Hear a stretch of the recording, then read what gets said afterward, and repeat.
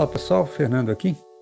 Vou fazer uma breve apresentação para vocês que vai embasar os nossos encontros de capacitação nas estruturas libertadoras, tendo como esse pano de fundo a liderança de grupos, né?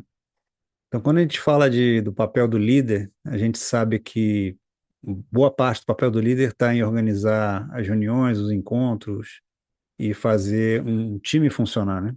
Então, as formas da gente organizar essas conversas, essas reuniões, tem sido uma fonte de muita frustração e, eventualmente, um certo desespero de como é que eu faço isso de uma forma que funcione melhor, né? Dada a complexidade que a gente vive hoje em dia, dada a velocidade das transformações, como é que eu posso usar esses encontros, esses momentos onde a gente tem interação de pessoas que estão sob a sua liderança de uma forma mais efetiva, né? Então, as estruturas libertadoras se propõem a entrar nesse espaço e eu vou apresentar aqui alguns dos elementos teóricos que estão por trás que justificam o funcionamento das estruturas e, de certa forma, também justificam o porquê que vale a pena investir tempo aprendendo algumas e praticando essas estruturas para melhorar a nossa qualidade da liderança. Então, para isso, eu vou usar alguns slides e vou trazer alguns conteúdos que foram desenvolvidos pelos autores. Então, os autores, não sei se todos conhecem, mas o Keith McCandless e o Henry Lipmanovitz, eles se encontraram dentro de um instituto de complexidade que o Henry fundou quando ele se afastou do mundo corporativo, ele tinha se aposentado e dedicou tempo para criar esse instituto que chama Plexus, para trabalhar o entendimento da complexidade. E o Keith McCandless se encontrou com ele por lá, e de lá eles começaram a fazer alguns trabalhos de consultoria juntos. Então, consultoria no ambiente empresarial, corporativo. E uma das descobertas que eles fizeram trabalhando juntos nas organizações é de que essas 5 microestruturas, elas são usadas em excesso. Não tem nada errado com essas microestruturas, essas formas de você organizar uma reunião, um encontro, uma conversa, mas elas são usadas em excesso. É como se faltasse repertório para a grande maioria dos líderes que eles encontraram, para fazer o trabalho de grupo funcionar, para conseguir organizar essas conversas, né, entre os times. Então, essas estruturas todo mundo conhece, acho que batendo o olho a gente já consegue lembrar, né? Palestra, onde você tem uma pessoa fazendo uma apresentação, como eu estou fazendo aqui nesse caso. Você tem a discussão mediada, onde uma pessoa media a conversa, dá voz para as pessoas, toma nota, faz aquele trabalho de organizar a conversa. Você tem a apresentação de resultados, que é uma coisa muito intensa nas organizações e na área de pesquisa também, até na área médica. Você tem muita apresentação, né? É um reporte de informação, de status e tal. Você tem o brainstorming, que é muito usado também para uma das formas de você gerar ideias, a chuva de ideias, né? O toró de parpite, como o pessoal fala em Minas. E a discussão aberta, que é uma forma de conversar que é desestruturada, não tem uma estrutura em si, e muitas vezes não chega a lugar nenhum porque falta, de alguma forma, o controle ou uma estrutura para que aquilo caminhe, né? Então, de uma certa forma, a gente tem o controle como uma ótica para olhar essas 5. De um lado, um excesso de controle, do outro lado, a falta de controle, né? Então, essas 5 microestruturas são as mais utilizadas e é como se faltasse letra para a gente poder escrever um texto.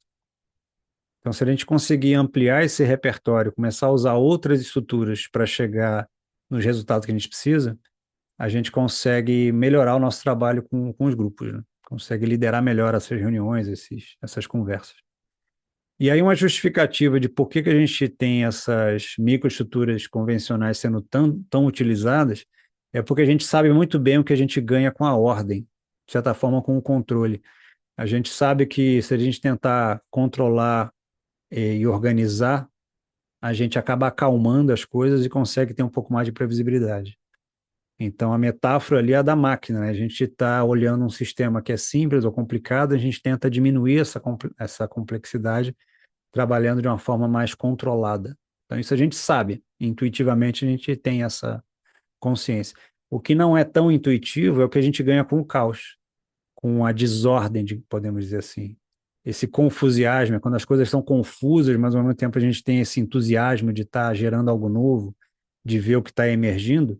Isso permite que a gente mexa na situação, no contexto e traga algo novo. Então, essa é a metáfora da vida biológica, né? Da complexa ou caótica. Então, existe uma forma de você navegar entre a ordem e o caos.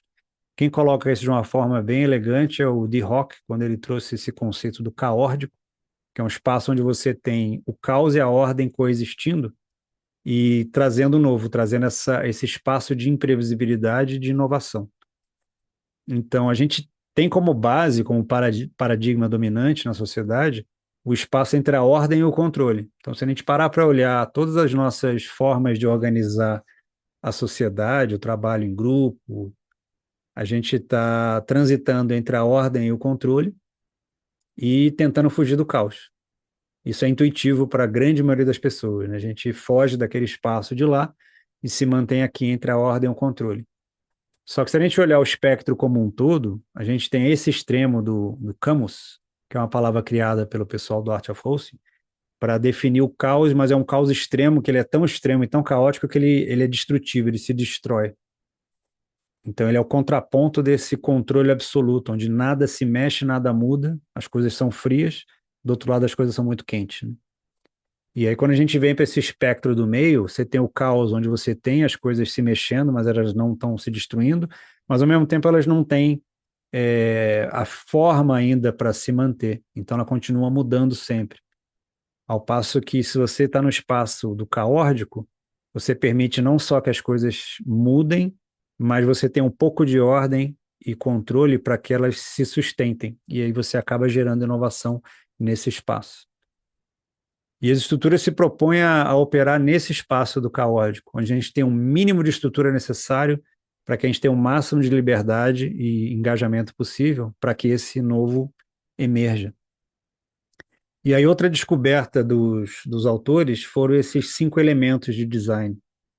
Então, para quem conhece um pouco de complexidade, a gente não precisa mexer no sistema como um todo para mexer nele, para transformar o sistema. A gente precisa mexer em pequenas restrições, em pequenas chavinhas, podemos dizer assim. O desafio é identificar quais são as chaves que você mexe para mudar um sistema. E os autores foram bem felizes em encontrar essas chavinhas que eles colocaram dessa forma que fica bem elegante de apresentar. Então, quais são as 5 chaves que a gente pode mexer para mudar a interação do grupo? Então, imagine que um grupo tem uma interação para ser feita, uma conversa, uma reunião, e a gente vai mexer no convite, na forma com que a gente convida eles para essa conversa. Pode ser a pergunta, pode ser o contexto. Como é que a gente faz esse convite? Isso é algo fundamental e que muda completamente todo o engajamento. Outra coisa que a gente pode mexer é a organização de espaços e materiais. Muitas vezes a gente não presta atenção nesses detalhes por exemplo, a gente precisa documentar, escrever o que está sendo discutido, ou ela pode ficar só na conversa oralmente mesmo. A gente vai fazer essa conversa sentado ou em pé? De que forma as cadeiras vão estar posicionadas? Qual é o tamanho da mesa? A gente vai juntar 10 pessoas numa mesa, vai fazer sem mesa. Todos esses detalhes, eles fazem diferença. Se a gente pensa num auditório, por exemplo, onde geralmente é feita uma palestra, uma apresentação, as cadeiras são fixas. Então, isso está dentro desse campo de como é que a gente organiza o espaço. E como é que a gente distribui a participação? É um outro elemento. Então, se a gente precisa fazer com que o grupo tenha mais pontos de contato, a gente precisa distribuir essa participação. Então, como é que a gente faz isso? Tem várias formas para mexer nessa chavinha. Como é que a gente configura o grupo? Então, a gente vai trabalhar num grupo só, vamos trabalhar em grupos de 5, de 4, em 3, em 2. Qual é a configuração do grupo que nos permite chegar num objetivo específico? E como é que a gente sequencia tudo isso numa sequência de passos e quais são os tempos que a gente vai usar? Esse é um outro elemento fundamental. Isso, no fundo, são restrições, são contornos que a gente dá para que a interação tenha forma, mas ao mesmo tempo permita a participação e engajamento de uma forma mais livre e mais espontânea.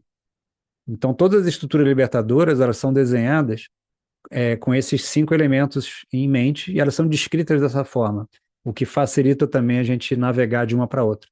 Então, o que muda de uma estrutura para outra são pequenos ajustes nesses 5 elementos. E aí, para ficar mais claro esses 5 elementos, eu vou voltar naquelas 5 estruturas convencionais e vou explorar duas, que é a palestra e a discussão aberta, olhando elas com essa lente dos 5 elementos. Então, como é que esses 5 elementos estão em uma palestra? Como é que eles se apresentam ali dentro, né?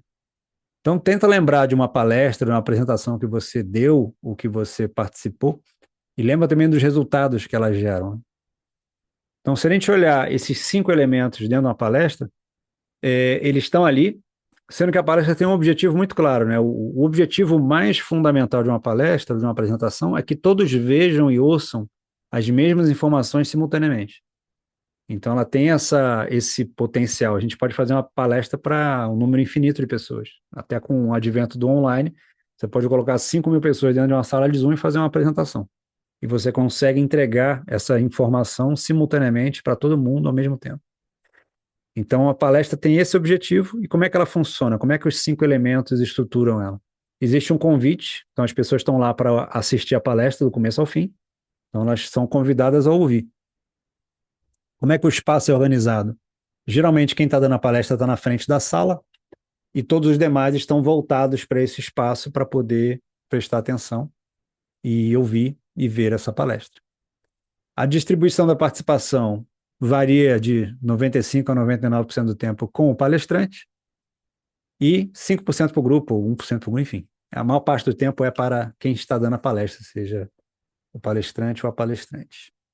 E a configuração do grupo é um para muitos. A gente tem uma pessoa emitindo essa informação para vários. Essa é a forma que o grupo está configurado. Independe do tamanho do grupo. Basta a gente ter um palestrante e o grupo, e essa é a configuração. E aí os passos e tempos. A palestra ou a apresentação pode durar desde um TED Talk de 18 minutos a uma palestra tradicional de universidade de 90 minutos. Geralmente ela tem esse espaço, né, de uma introdução, a palestra e, eventualmente, perguntas e respostas ao final. Esse é o formato meio padrão. Então, ela é unidirecional nesse sentido, né? Então, assim, nada errado com palestra. Agora, a gente ouve, por exemplo, palestra motivacional. Será que ela de fato motiva as pessoas? Porque essa estrutura, ela não distribui a participação de uma forma que todo mundo consiga interagir. Então, como é que eu vou me motivar só ouvindo algo? Será que faz sentido isso? Será que é efetivo? A gente vê recorrentemente esse pedido também, né, de uma palestra motivacional. Então, se o objetivo, o propósito é motivar, a palestra talvez não seja a melhor forma, né? Porque o objetivo da palestra é que todo mundo ouça e veja a informação ao mesmo tempo. Mas será que isso vai motivar a pessoa? Então, cabe uma reflexão nesse formato, né? E aí vamos olhar para a discussão aberta, que é o contraponto da palestra, né? Que é algo bem mais solto e livre. Provavelmente vocês já participaram de discussões abertas. Existe um apelido carinhoso que a comunidade trouxe, que é o Rodeio do Cabrito, porque essas discussões abertas, elas não chegam em resultados concretos e, eventualmente, elas se desmantelam ao longo do caminho. Muitas vezes, a gente vê isso com certa frequência, uma conversa começa estruturada e, eventualmente, ela vai caminhando para essa discussão aberta e não chega a lugar nenhum, ou chega num ponto onde as pessoas simplesmente desistem de participar porque não tem espaço.